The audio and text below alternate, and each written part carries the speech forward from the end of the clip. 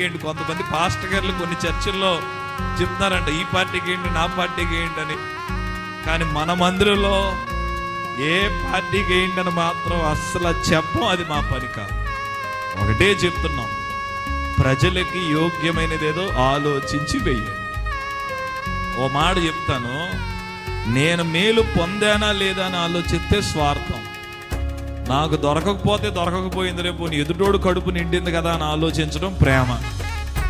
కాబట్టి ఏ ప్రభుత్వం అందరినీ ఎప్పుడు సంతోష పెట్టలేదు. మీరు అనుకుంటున్నారేమో ఎనీ గవర్నమెంట్, బీజేపీ వచ్చింది ఏం చేసింది, కాంగ్రెస్ వచ్చింది, ఏ గవర్నమెంట్ అందరికీ న్యాయం చేయలేదు. ఒకే ఒక గవర్నమెంట్ వస్తుంది, అది మాత్రం అందరికీ న్యాయం చేస్తుంది. అది యేసయ్య గవర్నమెంట్. బా ఈ లోపల ఉన్న గవర్నమెంట్లు కొంతమందికి చేస్తాయి, కొంతమందికి. బాగా ఆలోచించండి, ఎట్లా పడితే అట్లా వేయకండి. మీరేసే ఒక ఓటు అక్కడ ప్రభుత్వాన్ని మారుస్తుందని గుర్తుపెట్టుకోండి.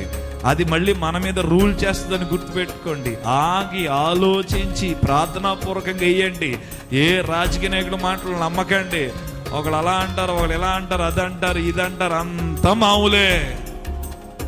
ఇప్పుడు మీ గుమ్మం ముందు తిరుగుతారు, ఆ తర్వాత మనం వాళ్ళ గుమ్మం ముందు తిరగాలి. విషయం ఏంటంటే వాళ్ళు నెలలో ఒకసారి తిరుగుతారు, మనం 5 సంవత్సరాలు తిరగాలి. కాబట్టి కొంచెం జాగ్రత్తగా నో అని చెప్పండి. ఇంత చెప్పిన తర్వాత కూడా మీరు డబ్బులు తీసుకున్నారంటే మిమ్మల్ని ఎవడేం చేయలేడు. ఇంకా నో.